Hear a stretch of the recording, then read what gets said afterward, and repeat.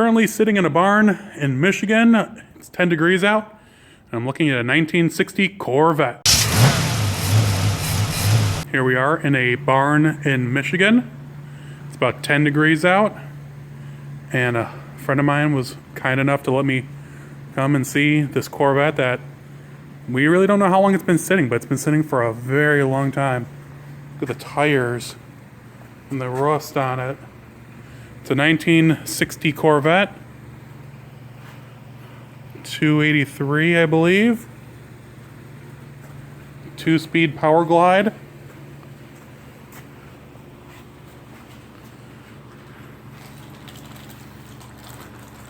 It's been sitting a long time.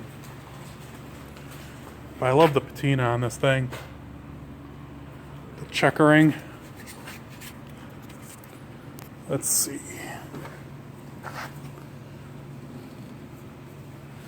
There we go.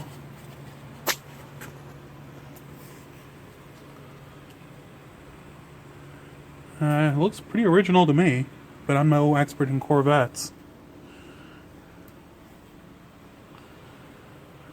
Oh man, this thing is sad.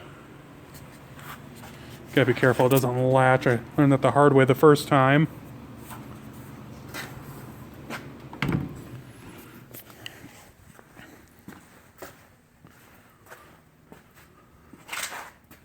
The license plates say 1973. Yeah, and you know, we were talking, and you know, I could see that being correct. I mean, the tires are bias ply, aren't they? Yeah, they're bias ply. Car could have been sitting that long, I think, since 73. Thankfully, my friend is trying to help the gentleman that owns this and actually put it back together for him.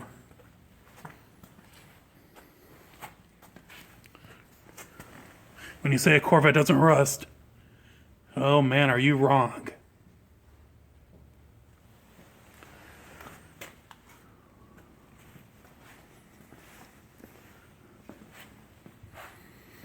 Now that's a cool look right there. I'd put it all back together, just drive it as is. The Corvette was a really cool car to check out, especially being such a time capsule. I did learn a little bit more about it though here in the near future, which I'll show at the end, because a lot of stuff happened and there's a lot more to show. Unfortunately, I didn't have the video work to do it, just little clips. I wonder what this came on. 1409, 2409, 3409, and a fourth 409. That old chestnut. Okay, we found the engine that it came on. Doug's headers. Oh, Hemi stuff. A few exhaust manifolds. I was fortunate enough to get to the property twice before the owner passed away. And, well, I'm not exactly sure what happened. I know that some of the cars did get sold off, which I'll show here in a minute because the owner of the Corvette came around and actually got hold of me because of a picture I posted just a few months ago. Just a few cars sitting in a field. Old Pontiac Ventura, 56 Chevrolet wagon, two-door, thinking of my friend Jeff Thist, and a 59 Chevy Bel Air. These three were rather cool to say the least. It was really unexpected to find them just sitting outside. And in the, I think it was 2 years since I saw them this time and the next, they had all been moved around.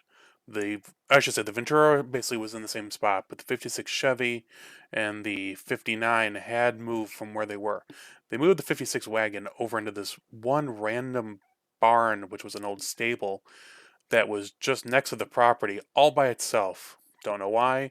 And the 59 was just put up on the concrete ahead of the barn. Well, this is about as barn finding as you could get. Here's a 59, maybe 60 sedan delivery. I'm literally standing in a pile of hay for horses. And there's some other stuff here. All right, here are the other cars that are in the barn, along with the sedan delivery in the actual hay barn. Just a few cool cars. I'm not quite sure why these were put into the hay barn. They all look like they were in the middle of being project cars. Like, they're nice. They weren't ratty or rusty, and they were just pushed in there for no known reason. Doesn't get more barn find than this. We're in an actual horse barn. A whole bunch of old cars that have been here a very long time. And there's horses. Hi, horsey. Here's a horse. There's a row of old cars. Willys, I think a Chevy, and another Chevy. Been here a while. This gentleman who owned the property was big into horses, so why he would fill the entire middle of this horse barn that still had live horses full of cars it just didn't make a lot of sense to me. But then again, he was older, and unfortunately he did pass away, and I believe all these cars got sold off. But this wasn't the only stash he had on the property. He had this one here. It had a variety of different kinds of cars, Studebakers, Chevys, street rods, hot rods, 58, a little bit of everything. He didn't really specialize in one make, one model, or one style. It was a little bit of all kinds of makes and models, which was really neat. And it was unfortunate that I never was able to enjoy it when the guy was alive. Here's the car now, after it had been fully restored. The history of it, I'm not exactly clear on. I thought all the cars were still with lawyers and everything, but I guess when the guy passed away in like 2020, 2021, the cars got all sold off somehow, and this one ended up going through a few owners and an auction, and ended up with this guy's brother in, I think, Indiana. And it's a nice running, driving car from the looks of it. But if there's any updates, I'll let you guys know. Hey everyone, I hope you enjoyed that video of the Corvette sitting in Southwest Michigan. And how cool is it that, unfortunately, the owner passed away, but the car has been restored and is now running and driving, which I'm really excited to see. That does happen on occasion. After sitting for, I think, what was it, 1973 was the last time that Corvette had been on the road. So stuff does happen like that. So, keep watching. A lot of cool stuff coming up. I think the next one is I'm heading to Morris Car Show in Morris, Illinois on Saturday. My mom's 65th birthday is on Sunday. And then I'm heading to Detroit for a few days before the McCacken Show.